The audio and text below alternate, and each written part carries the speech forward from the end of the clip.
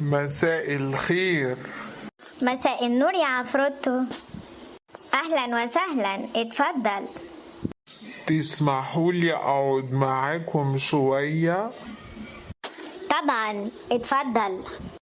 كنت عايزة أتعلم أسماء أجزاء جسم الإنسان بالعامية المصرية. تحت أمرك، أنا والقطة صاحبتي هنعلمك أسماء جسم الإنسان بالعامية المصرية. إيه ده يا قطة؟ ده وش. وش. وإيه ده؟ ده شعر. شعر. وإيه ده؟ ده بق. بق.